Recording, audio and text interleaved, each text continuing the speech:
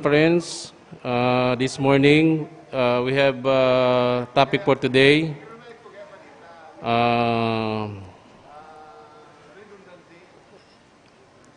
The ordinance involving the Naga City Community Employment Program by Councilor Lito and waiving the surcharges and penalties and business tax. And also the LGU Naga and Penro with regards to Linaw project and the update of COVID-19. Ngunyan pong aldaw. Bago po kang question and answer, we would like to ask for our Mayor Nelson Ligacion, for the message. Morning, sir. Morning. Nasabi ko na si Lisa sa bago. Madulungan ko dito sa Nagalinaw program. Actually, ako ko pinipasalamatan si Engineer Alex Cani. Naka-assign po sa iya, yung trabaho na ini. Kasi sa pagtugod ko po, may papahiling niya si Passion, si Dedicacion, na makaputog si Kabautan by inviting our industry partners.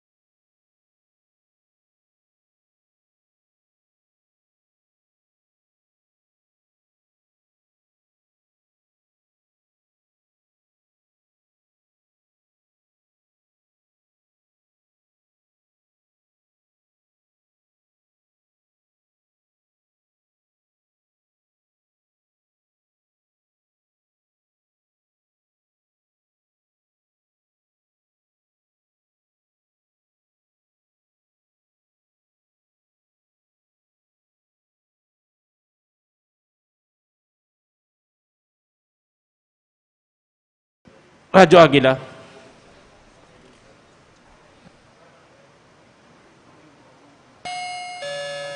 Good morning po, ma'am. Kay Ma'am Penro Grace Carino po.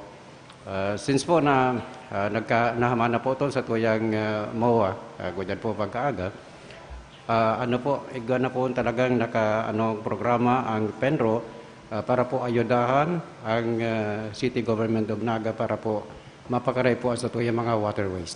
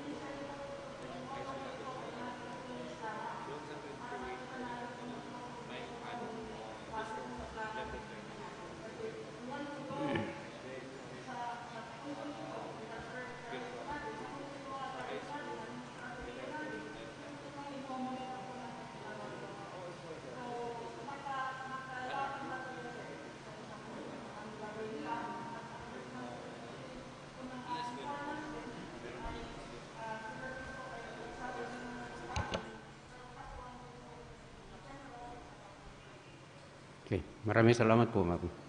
Thank you, Danny. Thank you, ma'am. Mr. Danny Aureos of OKFM. Good morning, Madam Grace Carreño. Madam, kung hagad na ka po nin grade kan about environment kan Naga River before kan signing kan Linaw project, ano po ang siya masasabi ko na kan kamugtakan kan Naga River?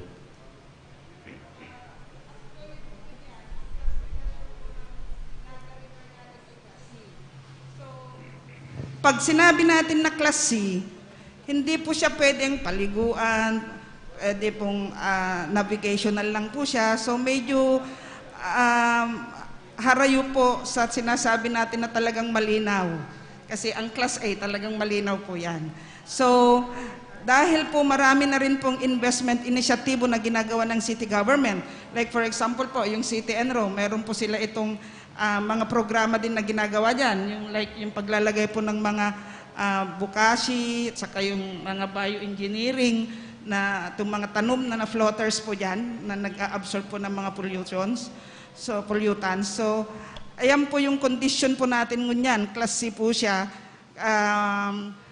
May mga ati-ati kasi meron po tayong tinatawag na Naga Watershed Water Quality Management board na nagmamanage po dyan. And last time po, nag-meeting po Sinda. So, nakikita po natin na talagang kung pababayaan po natin siya, lalo pa pong bababa ang klasifikasyon niya. Dahil may mga pollutants po dyan na naghahali po sa mga harong, sa mga industries po sa paligid po ng Naga River po. Follow-up for Engineer Alex Canning. Because of this Linaw project, paano tayo po ma-upgrade ang Naga River from Class C, B to A? Okay, good morning, Sir Danny, and good morning po sa kabos. Paano tayo po ma-achieve ang improvement kang water quality kang Naga River from Class C to Class A? Medyo po may tall order pong marayan kasi pag sinabi tang Class A talagang ang tubig pwede nga ning mainom. Undergoing treatment lang, pwede mo siya mainom. Dakula pong bagay na ma-improve ta ang Naga river quality. Ito pong sinasabi kan sa tuyang City Mayor na bako lang Naga River ang focus kang program, kundi pati tributaries and creeks that drains to Naga River. Iyan po ang tututukan ta. Dakulang bagay po para ma-improve ta ang quality kang Naga River. Pigiling mi po, sana bako lang ispersos kang gobyerno ang nasa programang ini, kundi ini yung aning partner industries na nasa pribadong sektor. Sa mga din na kamauotan na pati sa parte kang media, nakatabang mikuta sa pagdiseminar ka mga informasyon para talagang matutukan ta ang paglinaw kan sa tuyang mga katubigan sa laog kang Naga. Ito pong mga sinabi ni Penro Grace Subago, talagang naiiba na ang programa ta. In fact, ugwa na kitang inaapod na monthly performance report kang sa tuyang mga partner industries. On a monthly basis, masubmit sindang report sa technical working group kay iniyong programa. Big device na po ang monthly report na isasubmit kang sa tuyang mga industries kang TWG dyan po sa Penro. Kaya po inaasahan ta na bako lang din talaga sa pagpirmahan, kundi long term, matututukan ta po ang programa. Ano na ang status kayan? Thank you, Maidagdag ko lang po ano. Day ko lang aram kung napansin po ninyo. Naga Linaw program. Itong Linaw stands for Local Industries Network on Adapt a Waterways. Pero the term itself connotes the intention of the program. Maging malinaw, maging malinig, ang tubig sa mga tributaries, creek, ultimately, sa Naga River and Bicol River. Ako po magiging prangka. Ang may obligasyon na inaako, iyo po ang gobyerno. Gobyerno national through the Department of Environment and Natural Resources, the city government of Naga, and now we have our industry partners na may inasumir na obligasyon given the designation, given the various areas assigned to each of them. Alagad, ultimately, sa pagtubod ko ang ikakatrayumpo kan programa, madepende man po giraray sa mga tao. Maski anong gibuho na paglinig kan gobyerno, kan sa tuya pong industry partners, kung si mga tao sa gilid kan mga tributaries, dai po na, nagpapahiling nin pagmakulog. Kung an sa indang mga ati, maging anuman na klase nin ati yan, dyan po itinatapon.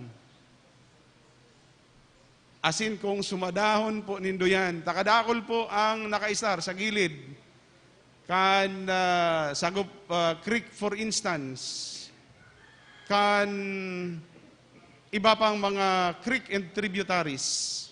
Even dyan po sa may Naga River,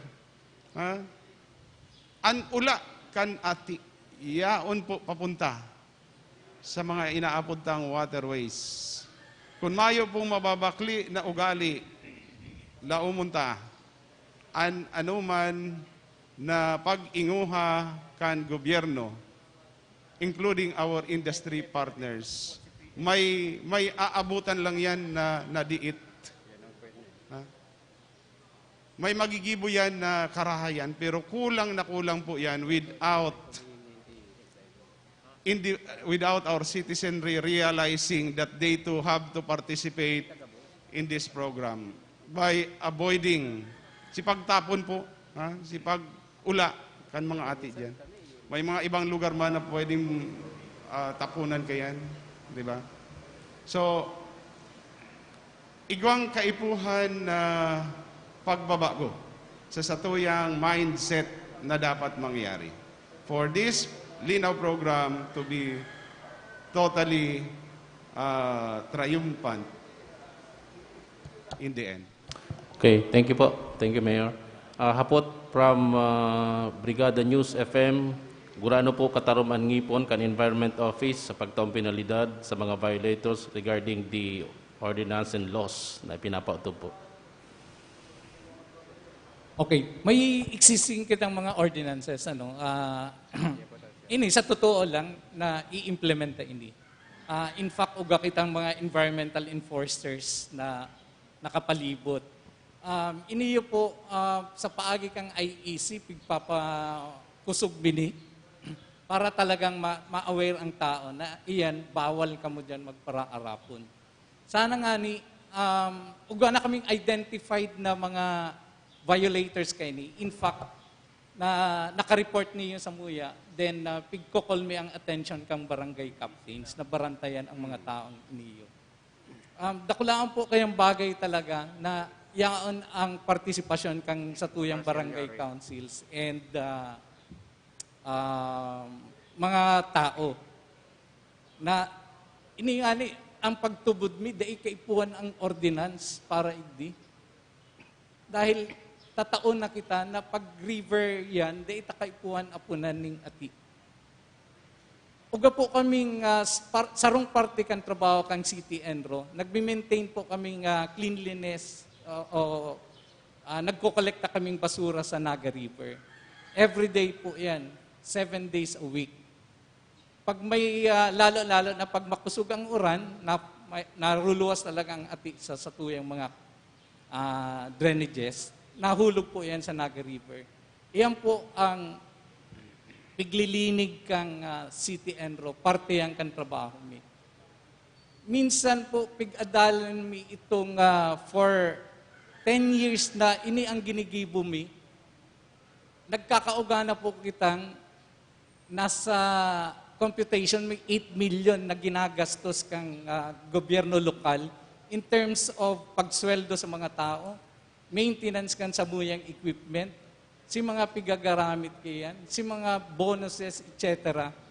Kuta na kung mayo kaming piglilimpihan, si 10 million na yan or 8 million na i-divert na nakuta sa ibang mga importanteng programa kang gobyerno lokal. Arog kang pagtayo ng mga health centers, pero nagagastusan kita dahil lang sa araal daw na paglinig kang Naga River. Na samantalang may pig-i-envision na mahiling yan, sa pag-retire iyang pa din ang pigtatrabaho na dapat mapundutan na yan. Dapat na nagagastos ang gobyerno dyan, kundi naitataotan na ang pondo duman sa tamang mga proyektong mas kaipuwang kang mga tao. Thank you, Engineer. Last question regarding the Lino project from Jun Hoson. Morning po, Mayor. 1965, nagigirumduman ko po, kako namundag sa Barangay San Francisco. Malinaw po talaga ang Bicol River. Mahi pa po yan ng creek. Ngunyan po ang kaaputan po kan mga taga-siyudad ng Naga.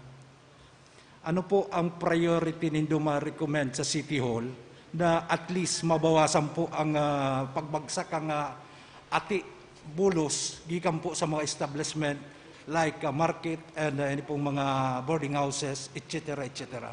Number one lang po priority para nga i-force kan city government na malinigan, maglinaw liwat ang tubig ang Bicol River.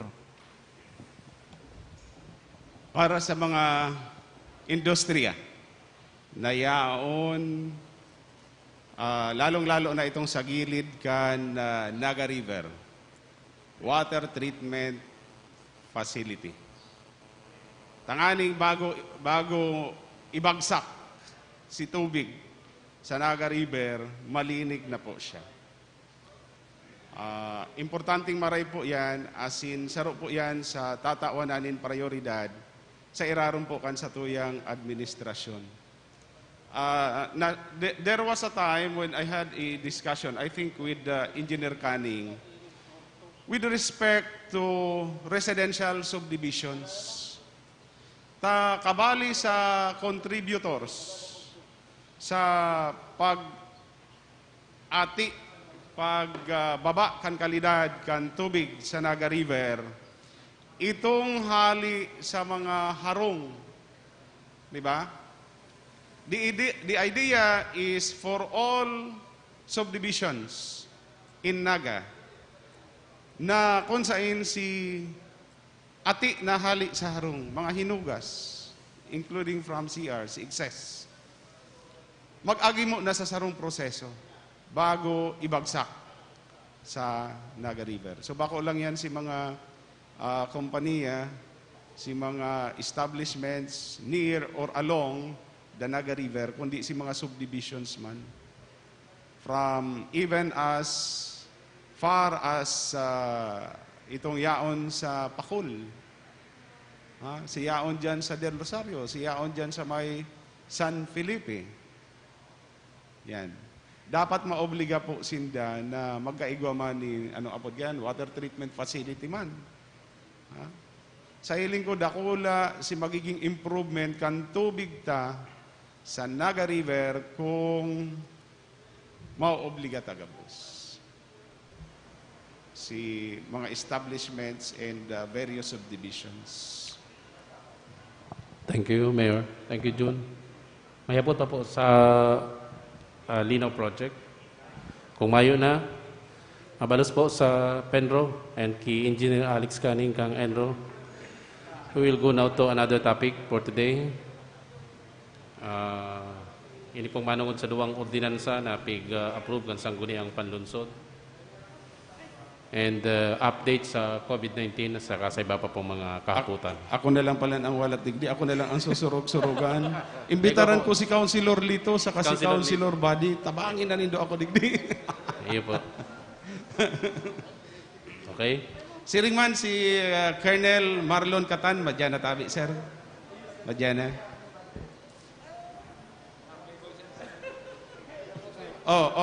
May sinasabi si Councilor Lito. Si mga maminuot da. Okay. Deka magpakita live kita, Councilor Lito, sa mga radyo. Okay, good morning. Kaya ini ba ko si Terma? Once again, good morning. Padagos po kita sa press con and sarot na pa po sa topic ko niyan, bago kang update sa COVID-19. Ini pong manunungod sa duwang ordinansa, ini pong ordinance, Naga City Community Employment Program by Councilor Lito. Tapos ini pong waiving the surcharges and penalties on business tax, kada Committee on Ways and Means, paagi po ni Councilor Bado del Castillo. To shed light, tungkol po digdi sa Community Employment Program, punta po Councilor Lito del Rosario para po sa detalyas po kanina. Good morning, sir. Marinaga tabi, Sir Roy, sa kabus po ng mga taga-media, Mayor Nelson, Councilor Buddy, and Colonel Marlon Katankan, NCPO. Sa mga nagdadangog, nagdadalang po ngayon ng pagkaaga. Bali, ini pong ordinansang ini, pigmamaot na mataanan ng trabaho, si mga nagkawaran pong trabaho, dahil lang po kang COVID-19 pandemic di po sa Chirica Naga. Pig-lay down po ang ordinansa, ang pagmaot kang syudad under ni Mayor Nelson Ligacion na magkaigwatulos ng sintabo si mga matrabaho, although on a very short period, tangaring po magastos tulos ninda and magkaigwatulos maghiro ang ekonomiya sa mga barangay ta, sa mga sityo ta, sa mga zona igdi po sa tuyang syudad.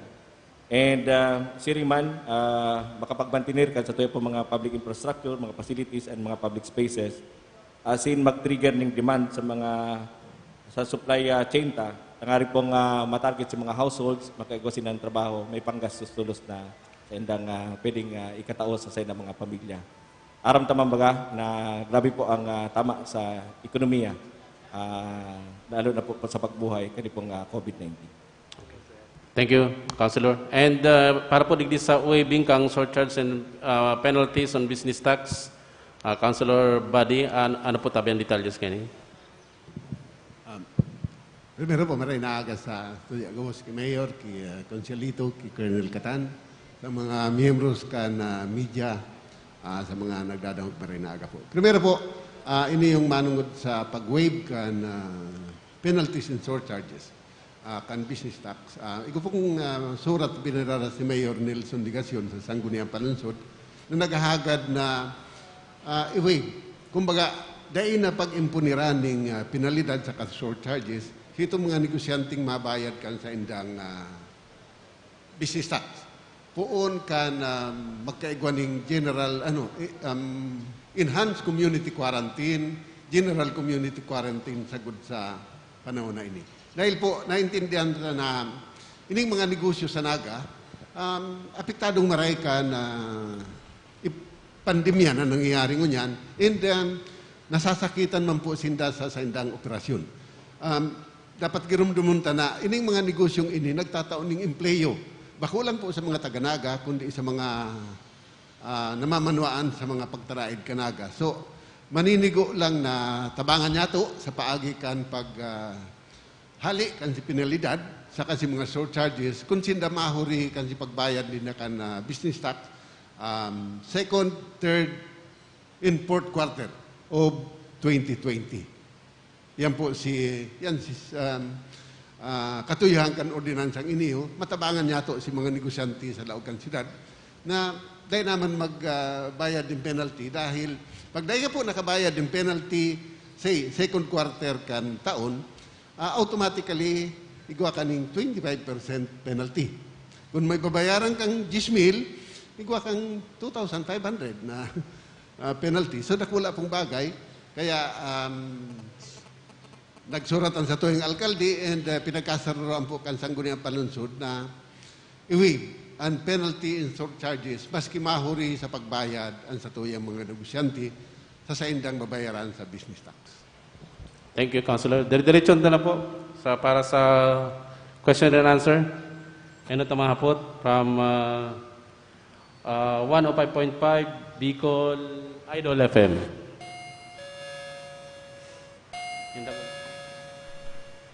Hello. Maray na pagkaaga po, Councilor Del Rosario, Councilor Del Castillo, kay Mayor Legacion Esin, kay Colonel Catan. Ang kahapotan ko po para kay Councilor Del Castillo.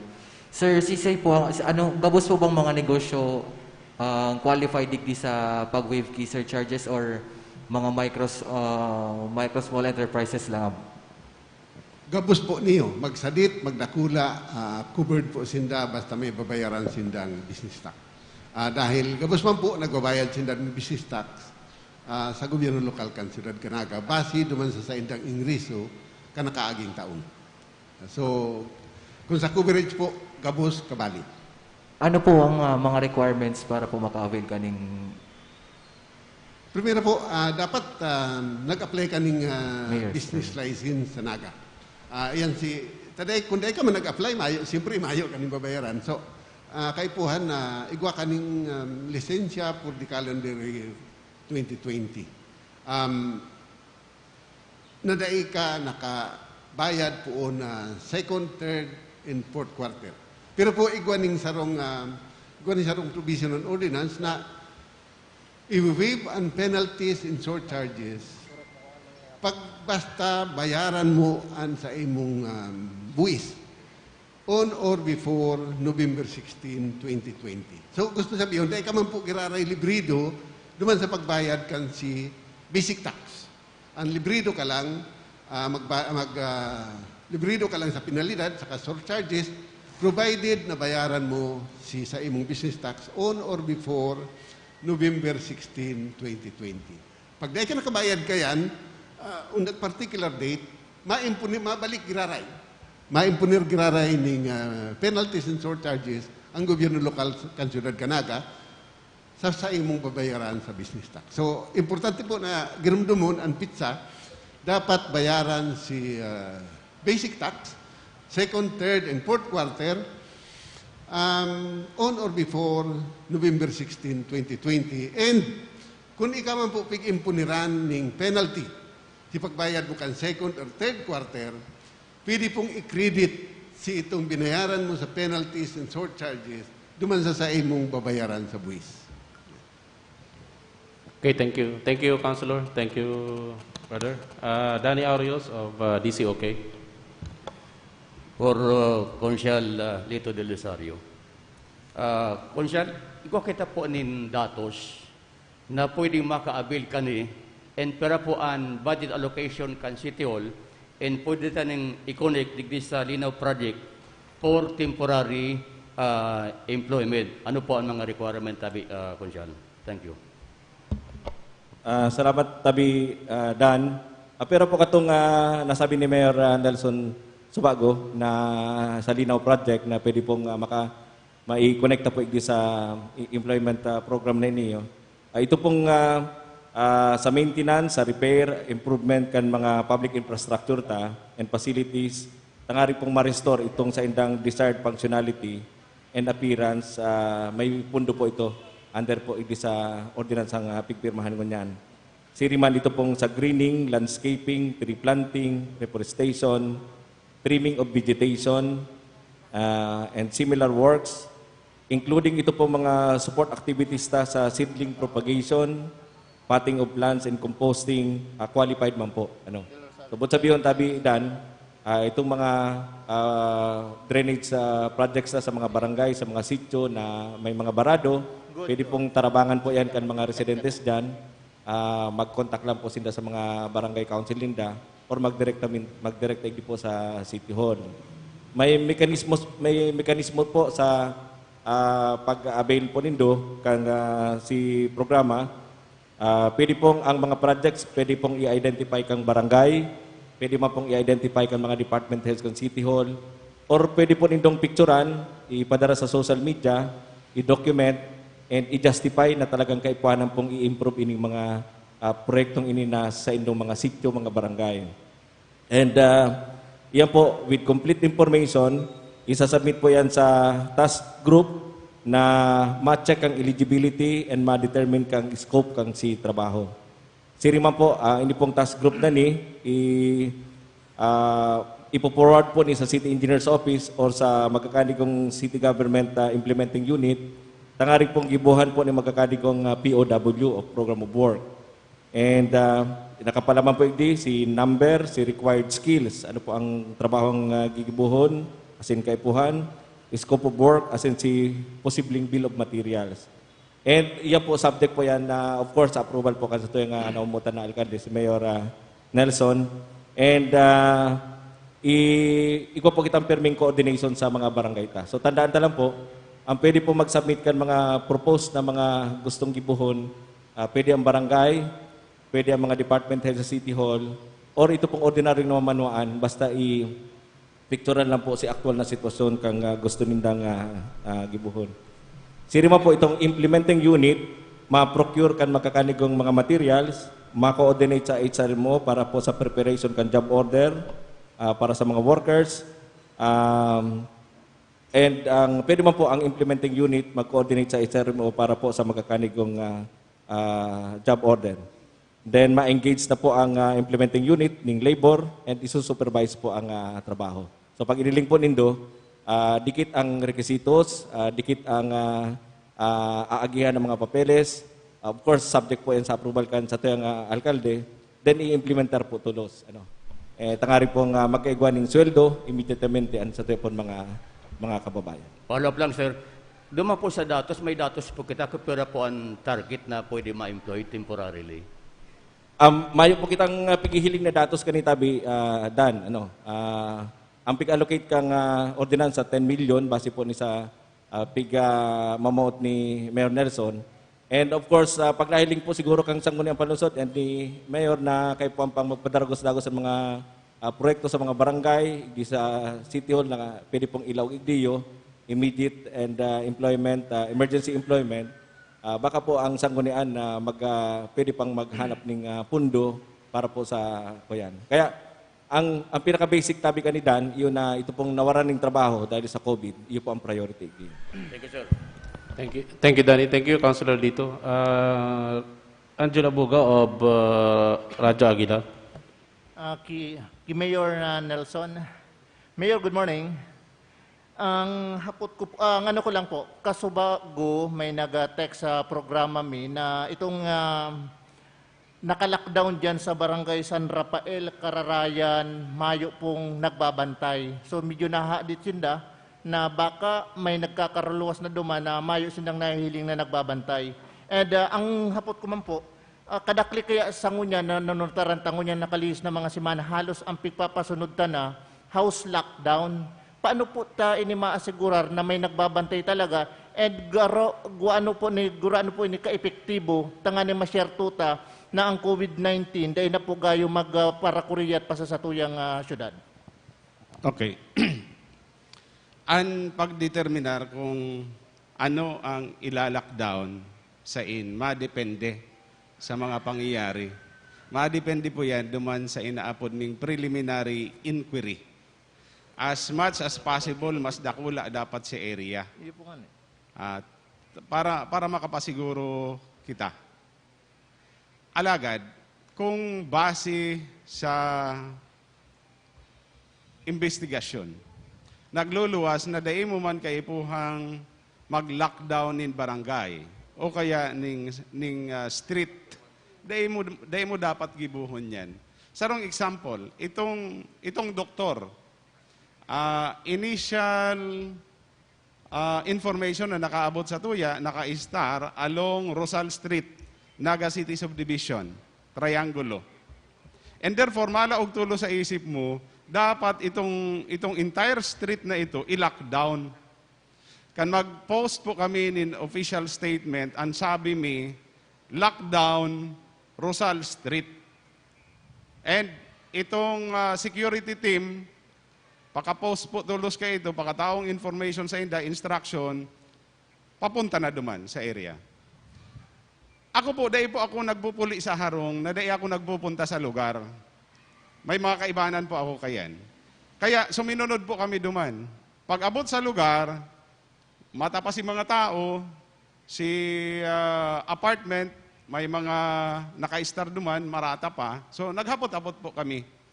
It turned out na itong doktor, dahil man po nga nakikipag para pakiulay, sa mga borders duman sa apartment. Ang sabi po nga ni kay itong garumayor duman, ngaya mayor, suplado po maigi yang doktor na yan.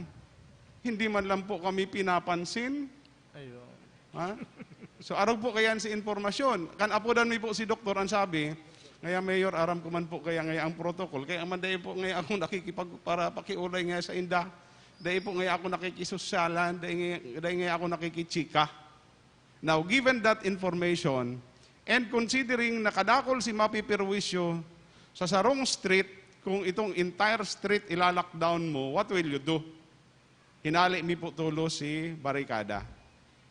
Sa Sarong end, saka sa Sarong pang end, kay itong tinampo. What we did, implement what? A house lockdown. So, depende po sa circumstansya. Portion lockdown.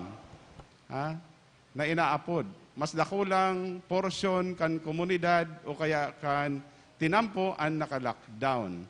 Depende sa istorya na dapat ma-validate. Bako lang saro dapat ang source. 2, 3, 4. Arog po kayan ang ginigibo may pagkakabanggi. Pag abot sa muya kan informasyon about 9 o'clock or 10 o'clock. Nag-iimbestiga po kami, nag-aapod po kami.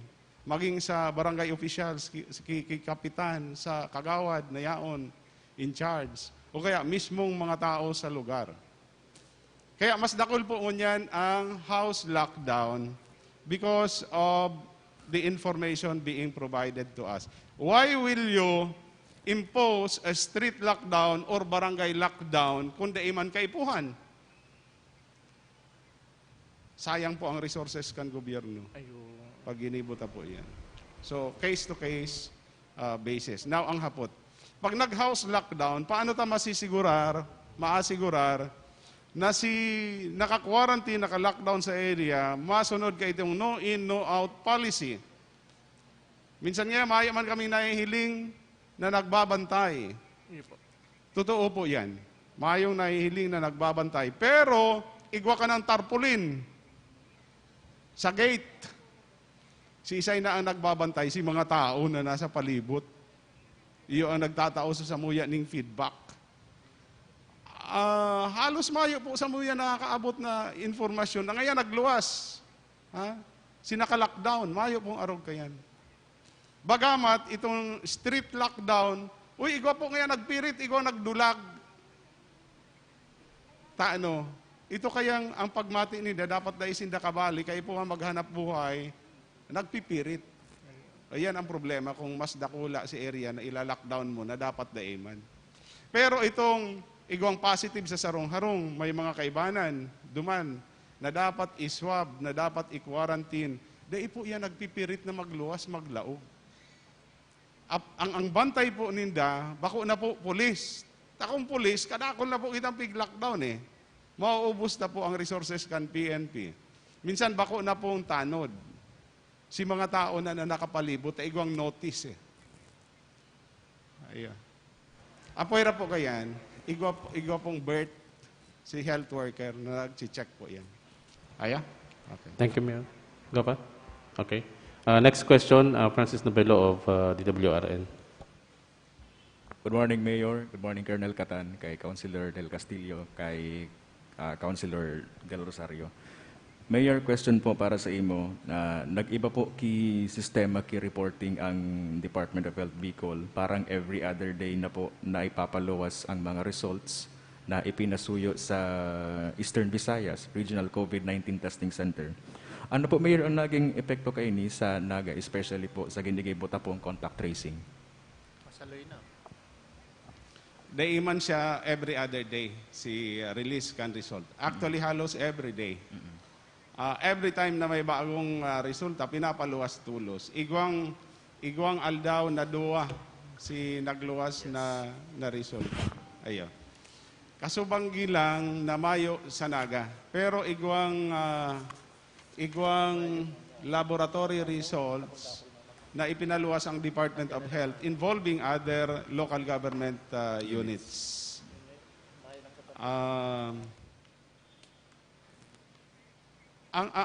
Ang desired arrangement ko iyon na magluwas si resulta as early as probably 7 o'clock. Dapat igwa ko tang cut-off. Tanganing si grupo, maamay man makapaingalo, makapuli. Pero depende kaya sa Department of Health, we have to cope up, we have to adapt. Dahil man pwedeng si dapat gibuhon sa banggi palihisan pa. Pag nakalihis pa po, ninpirang oras, baad, may makaluwas na, maglakop na COVID-19. Kaya pigtsatsagaan ta po ini. Yan. Dakulang tabang po nga ni itong testing center sa Eastern Visayas, even duman sa Pampanga, dahil sa challenge na inaatubang mo niyan kan BRDRL sa Legazpi City. Aram taman po baga na dahil na kinakaya, nagmamanual na ang BRDRL. Digdiman po sa BMC, mayo na nin cartridges para sa Gene Expert machine. Maging ang national government, dahil man na po nakakapag-provide. Kita ko nag-iisip na baad makabakal nin cartridge for Gene Expert machine. Pero dahil po available ang testing kit na yan. Kontrolado kan Amerika. Dahil nakakaabot sa Pilipinas. So, ayun po yan, inaatubantang sitwasyon mo yan. Thank you, Mayor. Okay? Mana? Daniel, si Johnson by the way, balikan ko lang. Itong sa contact tracing, necessarily, pag may nag-positive, aaramon mo si mga contacts, close contacts. Ang apod mi po kayan, primary contacts. Pero maski ang primary contacts, may klasifikasyon pa yan. Kaya lang iyo yan si Mayor na pigdideterminar, primary contacts. Ang kasunod, itong secondary contacts. Halimbawa, ako, nag-positive. Ang nakataid ko, nakaibana, nakaireistoryahan, si Councilor Badi, saka si Councilor Lito. Sindaan sa kuyang primary contacts. Pag suruayan mi, kinaulay man ni Councilor Lito, si Colonel Marlon Catan. Insofar as I am concerned, secondary contact si Colonel Catan. Ang instruction tapo ngunyan sa contact tracing team, iyo na dai mag-focus duman lang sa primary contacts. Dapat dai kita malimitar duman, especially naghahaloy po si resulta kan laboratory test. Naghahaloy si release kayan. Inaabot na po ni 7, igwa nga ni mawalong aldaw na, mayo pa. Ang resulta, siyam. Garon nagbalik po kita ito sa dati sa RITM, inaabot nin 10, 11 aldaw. Dipisil po pag-arog kaya ng sitwasyon dahil nalilimitaran si paghiro ta, si kakayahan ta na magresponde tulos-tulos. Kaya, ang sarong solusyon kayan, consider also the secondary contacts. Ilimit na din tulos si movement kan secondary contacts after identifying who are they. Dapat naka-quarantine na din po sinda. Pasensya na duman sa mga secondary contacts. Pero since 2 or 3 days ago, inoobligata na po sinda. Ay, kan ko yan pa kan may mangyari sa Pag-ibig. Remember itong Chief Tanod sa Concepcion Grande. Di ba? Si pamilya niya, primary contacts, close contacts. Sa siyam, 8 sinag-positibo. Kan mag-positibo itong Chief Tanod and na-identify among others itong pamilya as primary contacts. Itong saro nagtatrabaho po sa Pag-ibig, sinarabihan ta na po ang Pag-ibig na mag-isolate, mag-quarantine, especially itong yaon sa unit kung saan nagtatrabaho po si saro sa mga aki. Yan. But then of course, nag-lockdown sinda, kan magluwas na si resulta. Pero even before that, nag-isolate na po sila. Thank you. Thank you, Chris. Thank you, Mayor. John Hoson of Power Radio. Thank you very much, Mayor. Ki City Director, Sir, observation, saka positive po ning reparo ko na ni. Aram ta, di siyudad ning Naga, Sir, pinag-implement ang sarong pasayro sa kada tricycle, mabayad 20. Sir, diyan sa parte Cambarlin, alas 4 hanggang alas 10 ng Banggi. Nagpipick up po dyan mga tri-mobile, tulo-tulo. Pasering sa Kanama, nagi po dito sa Santa Cruz, maluwas po sa dating daan, going to Kanama na po yan. Primero, violation po ang magpasaka sa tri-mobile, yung tulong pasero. Pandua ko pong concern na, sir, ini pong mga nagtitindang ulugan dito sa siyudad ng Naga, na ini po, bako man mga taga-siyudad ng Naga, dahil po sila nagagamit ng face shield, although nagagamit sindang face mask. Paki-monitor man po, ta nag-house to house sinda, baka ini po ang rason kana padagos na pag-usbong kang COVID dito sa siyudad ng Naga, na ini, bako man mga taga-siyudad ng Naga, na ini po, mga adjacent municipality ka Naga City. Yan po ang yung concern na, sir. Sige sir, we will check on that. Actually sir, may sumulat na po sa akin isang grupo niyan.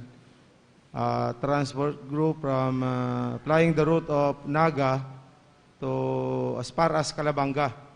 So we are addressing those problems.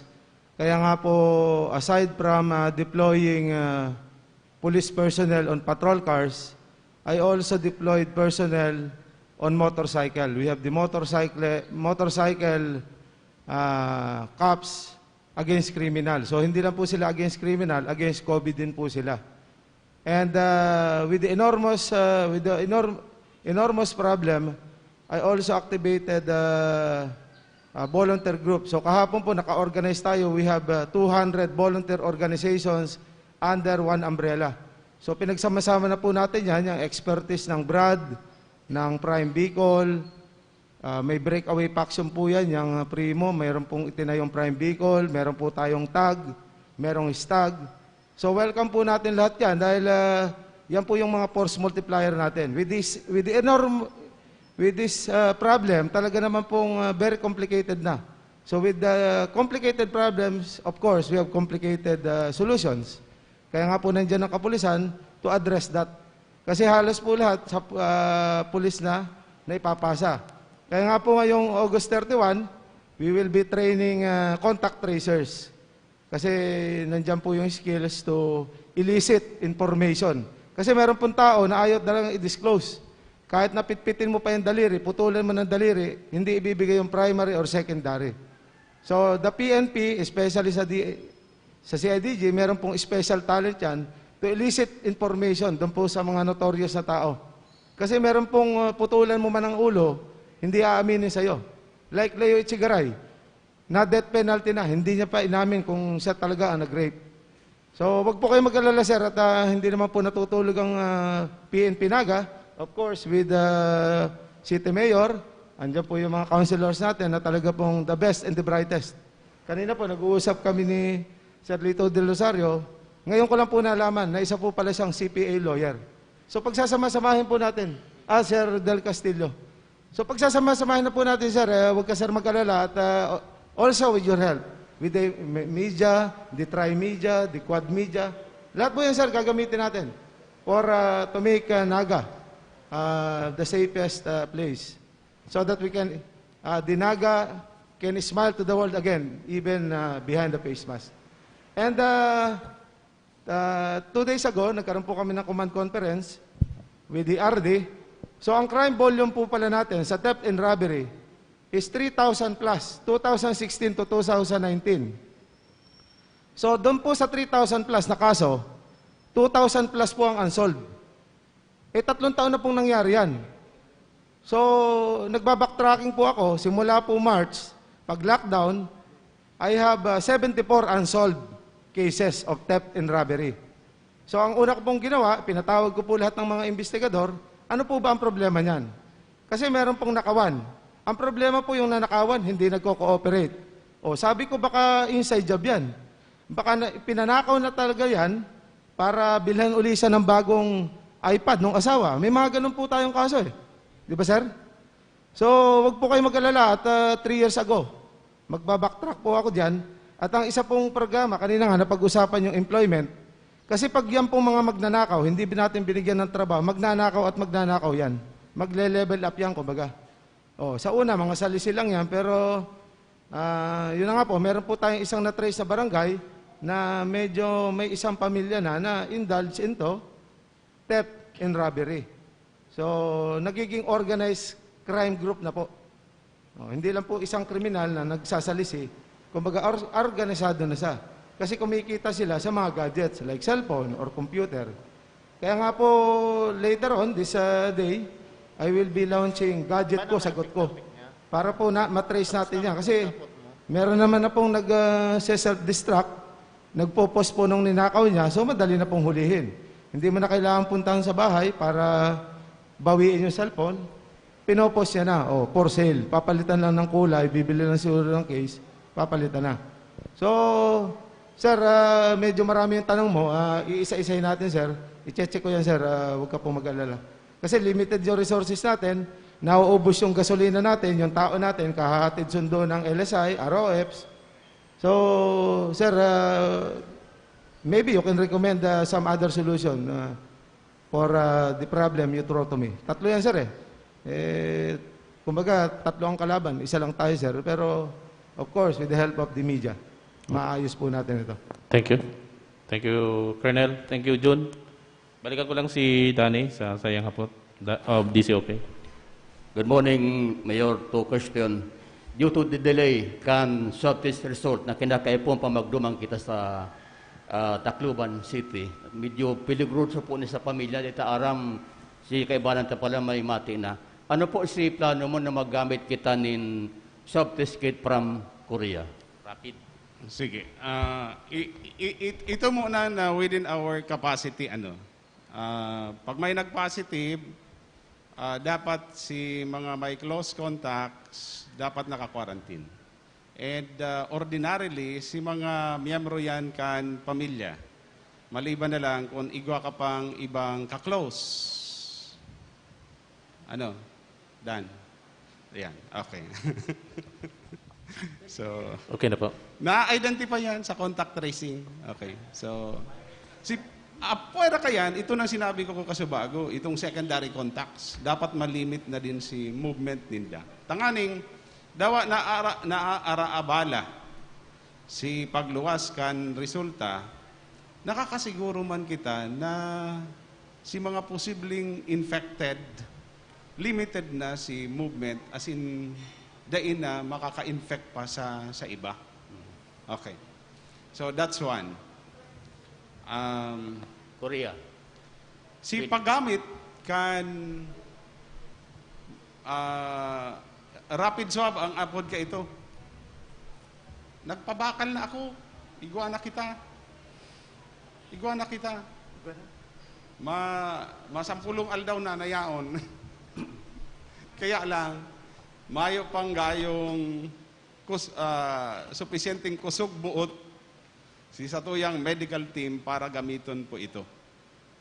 Pero ang sabi ko po nga sa Inda, magiging prangka ako sa Indo.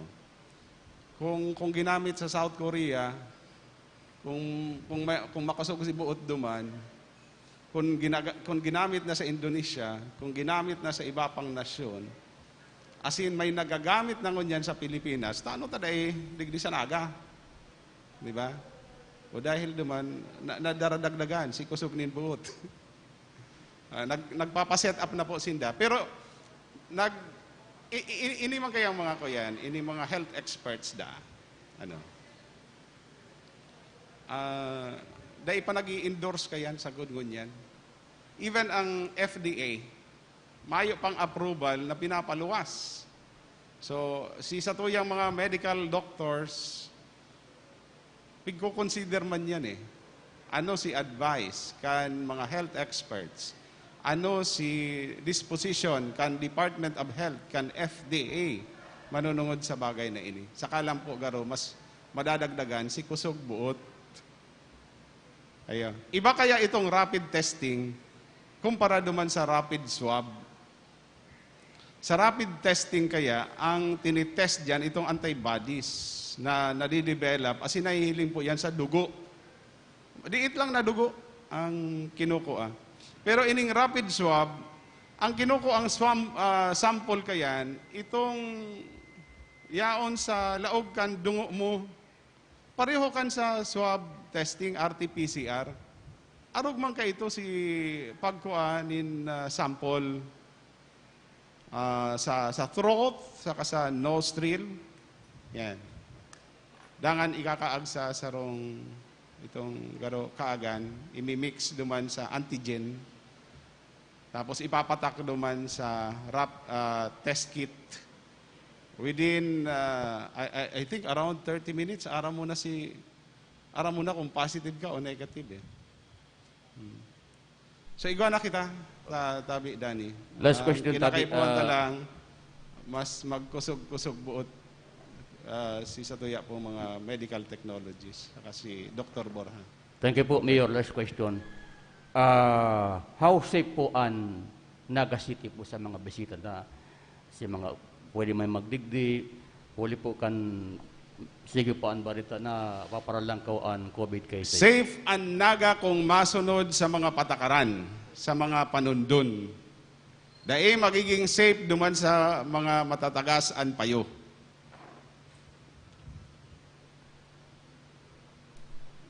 Okay na po. Okay na. Thank you, Mayor. Thank you, Danny.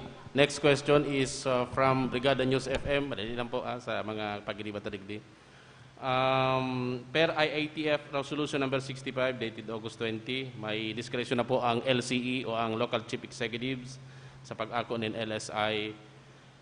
And paano po ang pag-accept dakang LGU? Sa Naga City po, pinapalata rin po ba na dahingo na mag-accept or mantineron ang letter of acceptance bilang control? Ang letter of acceptance is a control mechanism to limit the entry of LSIs, of returning residents, and in order for the number to match the adaptive capacity of our isolation or quarantine facility. Alagad, kung si mga mapuruli, ang may limit itong ma-avail kan city control quarantine facility. And I have already given the corresponding instruction to limit the number to 10. Pero dahil gustong sabihon, 10 per day. Dahil gustong sabihon na hanggang 10 lang si pwedeng magpuli. Kaya kaipuhan na may application para ma-determinar kan medical team kung pwedeng mag-qualify under hotel quarantine or home quarantine. Sa home quarantine, igwang 3 important considerations. Pag nakapasar po duman, base sa evaluation, kan medical team, kan receiving team, di gustong sabihin, ang pwedeng maglaog on a day-to-day basis, bako lang 10. Takong halimbawa, sanggato si mapuruli, 90 duman, pwede mag-qualify for hotel and home quarantine. O di sanggatos ang pwedeng resibihon kan syudad on that given day. So, madepende po yan. Ang nililimit na lang, itong ma-avail kan city-controlled quarantine facility. Insofar as home quarantine is concerned, more than 1,000 na sinakapag-avail po kayan. Starting July 6 po, garo ito? Ha? Tama? Diyan eh? July 6 yata ito. Oh, nasa ko yan na. 1,340. Sa 1,340 na yan, 800 itong LSIs, 284 ang OFWs, and with short-term travels na sa 256. 956 na sinakatapos ng 14 days quarantine, 384 si DAIPA under monitoring kan Barangay Health Emergency Response Team. So dako lang bagay po ining home quarantine. Takong daita po ini itinugot, mas diit si pwede magpuli. Asin daiman po kakayanon kan sa tuyang quarantine facility. Thank you, Mayor. Thank you, Danny. Tanong mula kay Melvin Machado ng KMFM para kay Colonel Catan, ilan po ang ipapasailalim natin sa training na pulis para sa contact tracing? Ano yun, sir?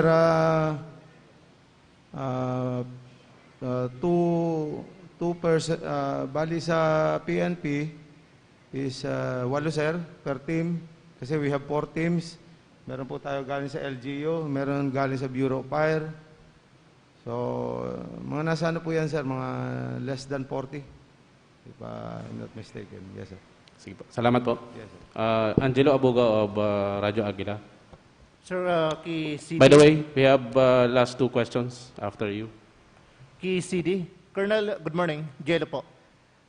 Kumustahan lang po itong crime rate igdi sa syudad ng Naga ngunya na panahon ng pandemic. And ikadua, sir, gusto iting sinabi mo kasabago na mga force multiplier, tamay nakuha kaming report na ang ibadaan medyo nag-aarabuso. Paano ta masyerto na mantinido na dahil makapag-abuso ini force multiplier, particularmente ang napangaranan ini yung tag.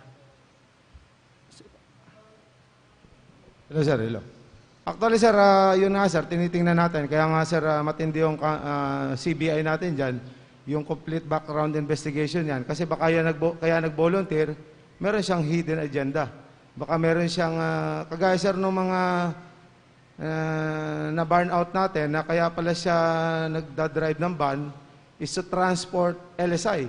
So, hindi lang tayo LSI, meron tayong undocumented LSI. So, minsan, siyempre, kinumission siya ng Department of Foreign Affairs or OWA to transport LSI. Nakita niya, medyo lenient tayo. Not only Naga, siyempre doon sa border natin, Del Gallego, the border of Quezon or Region 4A, going here, Region 5. So, hindi tayo, sir, tumitigil. Kasi may mga volunteer, sir. Volunteer for what? O, baka kaya nag-volunteer, gusto magpalusot ng may COVID. So, huwag kang mag-alala, sir, at hindi naman kami, sir, patulog-tulog sa pansitan. Sa kinalasan lang kami, sir, natutulog. Yes, sir. Any question, sir? Okay na, sir? Okay na. Okay na. Thank you. Thank you, Colonel Catan. Crime rate. Yung crime volume. Yes, sir. So, yung binanggit ko kanina, sir, that is only theft and robbery. Yung record from 2019 up to 2016, rather. To 2019. So for 3 years, we have a total of more or less 3,000 plus theft and robbery cases. So that is a crime against property. So ang unsolved dun, sir, for those 3 years, for the 3 years is around 2,000. So magbabacktracking pa tayo dyan, sir, kasi medyo masalimuot yan, sir, dahil 3 taon nang nangyari yan, sir. So kung 3 years ago, baka yung magnanakaw niya, baka kung ano na, baka maayos naman na. Baka empleyado na ng gobyerno or nasa bangko na. So, that was 3 years ago. So, wala mang retroactive effect yan, sir. Depende yan sa sitwasyon. But since I assumed, last June 22, nung nag-backtrack po ako since lockdown, we have lockdown since March. So, GCQ, I have 74 cases. So as of today, I already solved 50% of that. So pinatawag ko po yung mga investigador on my first month, kasi pangalawang buwan ko na po ngayon eh. So first month, anniversary ko, mansari natin dito sa Naga, pinatawag ko po lahat ng investigador. Sabi ko, kung hindi nyo isosolve yan, doon kayo mag-iimbestiga sa Catanduanes at Masbate. So natakot sila, although OIC pa lang ako. Kasi pag po OIC ka, you are just an officer in charge. Ngayon po, hindi ko po alam kung anong plano ni Mayor. Kasi ako, okay lang naman po ako. Kahit OIC lang, wala pong problema sa akin yon. As long as I am the one in control. Kasi ako po ang nakaupo. Yung upuan ko sa City Director's Office, wala man po ako nakikitang ibang umuupo. Kasi ang OIC, minsan officer in confusion. Minsan pwede mong ituro sa iba. Hindi ko problema yan kasi OIC ako. O ituturo ko yan kay Deputy, kay Colonel Mora, or kay DCDO, kay Colonel Gatchorena. Kasi once you are on acting or full-time capacity, I will take full responsibility. Itatayo ko po ang buhay ko, kasama yung pamilya ko.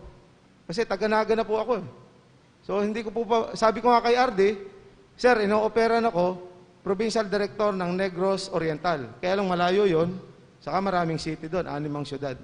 Pero prior po sa pag-assume ko dito, may offer po sa akin, Puerto Princesa City Director. Kasi yung pong City Director doon, allegedly, may inupakan daw ng mga taga-DNR. Siguro, nag-away sa kahoy or kung anumang dahilan. Kaya lang, nag-deliberate nga po ako to be the OIC City Director ang Naga. So sabi ko, panahon na para paglingkuran ko yung Naga. Kasi dito po nag-aaral yung 3 anak ko eh. So, kung mahal yung Naga, mahal ko rin ang Naga at hindi ko po papabayaan ito. So yun po ang una kong gagawin, isolve ko yung 74 cases na theft and robbery. So para sa crime volume po, halos, since I assume po, isa pa lang po yung murder, meron po tayong physical injuries.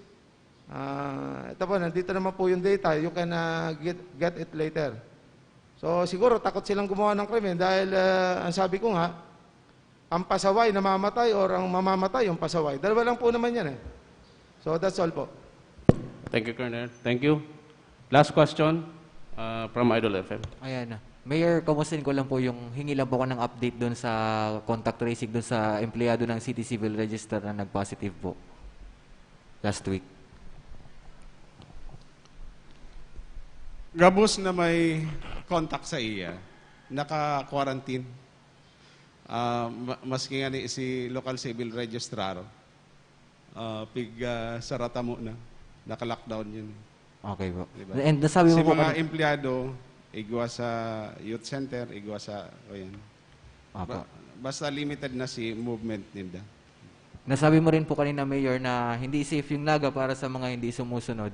Ang tanong po, Mayor, ng mga ordinaryong tao, ano daw pong pwedeng gawin nila doon sa mga kapitbahay nila, sa mga nakikita nila na hindi sumusunod sa mga health protocols? I-report po sa MUYA, sa PNP, sa PSO. Pero sana, subukan na kan mga tao na magsaway. Kung iaasa gabos sa PNP, sa PSO o sa MUYA, dahil kakayanon. Dapat ang lambang saro sa satuya nagmamato-mato, dapat ang lambang saro sa satuya nagmamakulog. Every now and then may nakakaabot sa MUYA ang report. Maski itong naipasar na po baga si group drinking ban ordinance, igwa pa manggiraray nagbabalgar. Kaya po baga, si grupo kan Philippine National Police, composite team po yan eh. Igwang miyembro kan PNP, igwang PSO, and then may private sector, si mga volunteers. Naglilibot po yan, Barabanggi. Ang instruction ko po iyon na mayong papatawadon.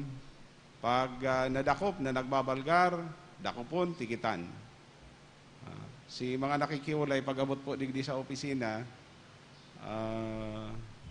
inoobligata na magmulta kan tamang multa. Medyo magabat-gabat po si